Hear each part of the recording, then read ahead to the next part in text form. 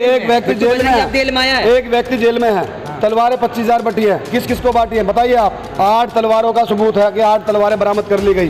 24,998 तलवारें की कौन किसको बरामद करेंगे आप? कहाँ से बरामद होंगी? अगर कल को फिर दंगे हो गए तो कौन जिम्मेवार होगा?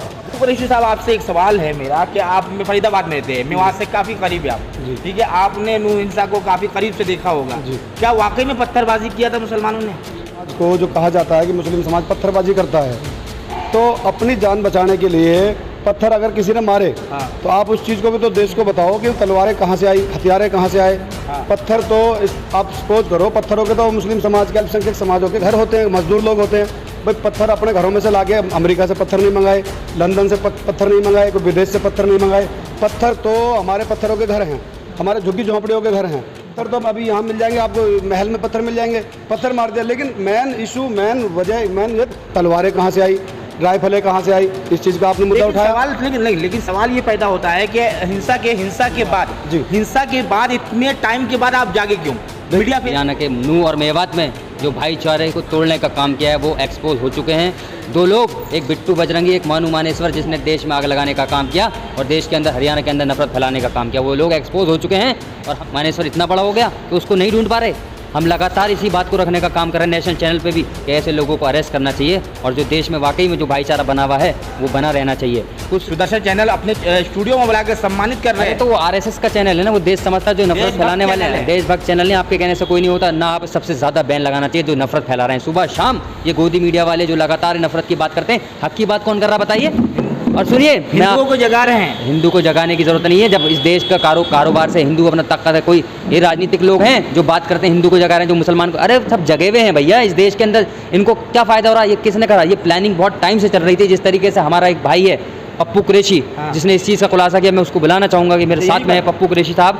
मैं फरीदाबाद से हैं और बहुत शानदार सोशल एक्टिविस्ट हैं। इन्होंने पहले ही खुलासा किया था इस चीज़ का कि ये लोगों की प्लानिंग पहले से चल रही है। बिट्टू बजरंगी जो 2 कौड़ी का आदमी है, जिसकी कोई औकात नहीं, वो लोगों से चंदन लेकर और लोगों के नाम पर नफरत फैला कर हिंदू मुसलमान करता और देखा होगा किस तरीके की वीडियो बनाने का काम करता था। उसको एक्सपोज करने का काम मेरे भाई ने किया और इन्होंने बताया कि उसकी क्या गतिविधि रही थी। फिर भी प्रशासन ने और सरकार ने कोई वहाँ पे कार्रवाई करने का काम नहीं किया। क्या लोग वो चाह रहे थे कि दंगा हो हरियाणा में? अगर पहले ही कार्रवाई हो जाती, पहले ही इंपेक्शन हो जाता, तो इतना बड़ा जो मामला हुआ है हिंदू भाईचारे की जो बात करते हैं हिंदू मुस्लिम की, वो कभी नहीं टूटता। एडवोकेट बिलाल, आप एक वकील भी है और आपके दोस्त है पप्पू कुरैशी, और पहले से इस हिंसा की जानकारी इनको थी जी, तो आप याचिका तो दायर कर सकते थे। देखिए, जब दंगा हुआ उसके बाद हमारे पास पप्पू भाई आए, हमने नेशनल चैनल पे भी जो उन्होंने हमें एविडेंस दिए वो नेशनल चैनल पे भी हमने चलवाने का काम किया। और आपने देखा होगा जो उसकी वीडियो, जो तलवारों के साथ, जो डंडों के साथ, जो हथियारों के साथ सारी चीज़ें वो सामने आ चुकी हैं। और ऐसे लोगों पे उसके बाद ही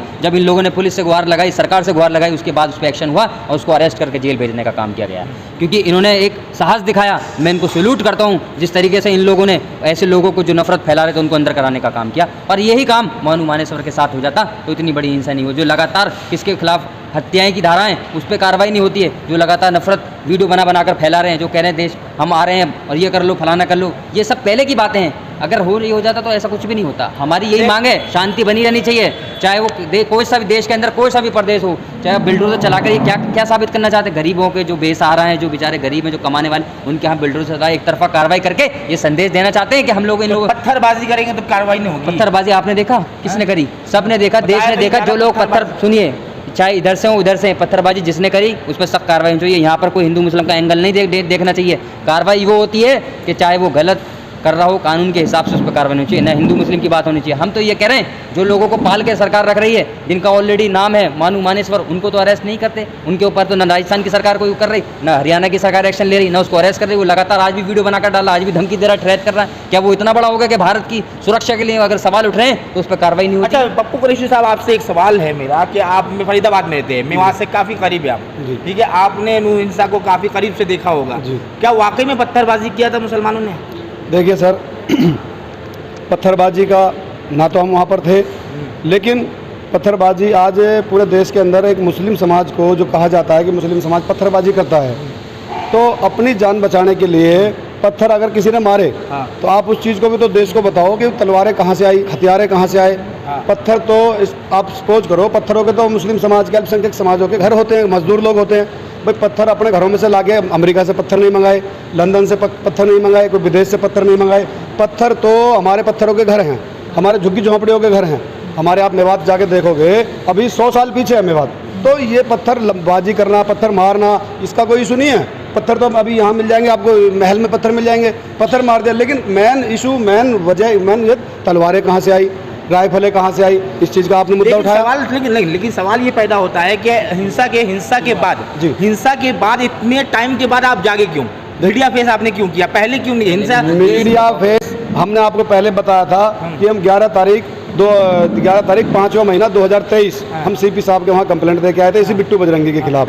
11 वो कहने का मतलब नहीं, वो आपने कंप्लेंट दिया होगा, लेकिन जो आपने सोशल मीडिया, जो मीडिया में आके आपने जो बयान दिए बिट्टू बजरंगी के खिलाफ, उनके खिलाफ आपने सबूत इकट्ठे किए, सबूत दिखाया आपने, तो ये हिंसा के फौरन बाद आपने क्यों नहीं किया? सर ऐसा है, ऐसा क्या हो गया था बीच में जो गैप हो गया? हमारे वहाँ जो गैप हुआ 8-10 दिन का, 144 धारा लगी हुई थी और नेट वगैरह सब बंद थे।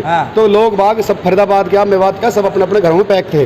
किसी को बाहर निकलने की इजाजत नहीं थी। अच्छा। जैसे भी थोड़ा सा माहौल शांत हुआ, हमने देश को सच्चाई बताने के लिए हमने 8 से 15 दिन पहले एक वीडियो में पहले बता दिया कि इस तरीके से सांप्रदायिक दंगा हुआ है।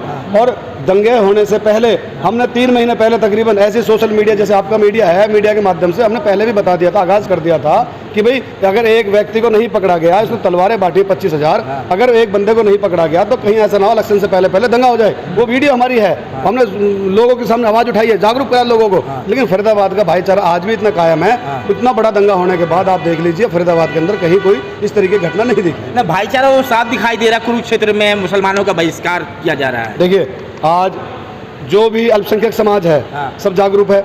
मानता हूँ हमारा समाज गरीब है, सिख समाज गरीब है, दलित समाज गरीब है, लेकिन एक मोहब्बत है हम लोगों में। हम आज अपने जो हमारे दलित भाई हैं, हमारे जो टीम के भाई, हम जो सब मिलकर काम करते हैं सामाजिक काम, जैसे कि बहन बेटियों की शादी कराना, किसी को ब्लड की जरूरत पड़ जाती है वो ब्लड देने का काम भी करते हैं। तो बहुत सारे सामाजिक काम हम लोग करते हैं मिलके। तो उसमें क्या है कि ना, जैसे हम लोगों को मालूम होता रहा कि इस प्रकार ये ड्रामा करता रहा, हम उसी बात को लेकर संज्ञान में, मतलब अफसरों के नॉलेज में डालते रहे। हमने 4 FIR दर्ज करा दी थी इसके ऊपर। एक व्यक्ति जेल में है, एक व्यक्ति जेल में है, तलवारें 25,000 बटी है। किस किस को बांटी है बताइए आप?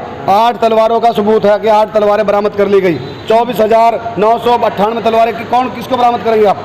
कहाँ से बरामद होंगी? अगर कल को फिर दंगे हो गए तो कौन जिम्मेवार होगा? जल्द से जल्द तो हमारी मांग ये है कि तलवारों को जल्द से जल्द, जितनी जल्दी हो सके, उन तलवारों को बरामद करा जाए। मानो कि जो बहिष्कार हो रहा कुरुक्षेत्र में, हरियाणा की, तो इस पर क्या कहेंगे आप? देखिए मैं बताऊं, कोई मुसलमानों का बहिष्कार नहीं हुआ, आपका बनाया हुआ है। सुनिए, कोई मुसलमानों का बहिष्कार नहीं हो रहा, ना हो सकता है। जो ये गोबर भक्त हैं, जो बोलने वाले, उनका काम बोलने का नहीं हो सकता। ऐसे 2-4 लोग हैं जिनको हमेशा राजनीति चमकानी और ऐसे बयान देने। और ऐसा मत करिए कि किसी ने उठ के बोल दिया मुसलमानों का बहिष्कार, कोई नहीं कर सकता ना हिंदुओं का। सुनिए एक मिनट, जो पंचायतें कर रहे हैं ना, उन लोगों की ऑलरेडी रिपोर्ट जा चुकी है, वो अरेस्ट भी होंगे। लेकिन यहाँ बोलकर आप इस चीज़ को वो कर रहे हैं कि ये बहिष्कार, ऐसा कुछ भी नहीं हो सकता। जो वहाँ चल रही है भाईचारा, वो चलता रहेगा। जो हो गया भाईचारा ही रहेगा। 28 अगस्त को फिर शोभा यात्रा निकालने की तैयारी है। देखिए अगर सुनो, अगर 28 तारीख को शोभा यात्रा निकलती है, सरकार परमिशन देती है, तो हम मोस्ट वेलकम अपने बुजुर्गों से, जो 70, 80 साल के बुजुर्ग हैं हमारे, वो शोभा यात्राओं के जो यात्री होंगे हमारे भाई, जो शिवलिंग पे अपना जल चढ़ाने पहुंचेंगे, इंशाल्लाह हम वहाँ पर उनको फूलों की माला से उनका स्वागत करेंगे। इंशाल्लाह उनको रोब देकर पानी पिलाएंगे, उनको मीठा पानी पिलाएंगे, उनको शरबतें पिलाएंगे। हम भाईचारा कायम करना चाहते हैं। हम इस तरीके से नहीं कि हम कोई समाज को काटने का काम, समाज को जोड़ने का काम करना चाहते हैं। चलिए, धन्यवाद।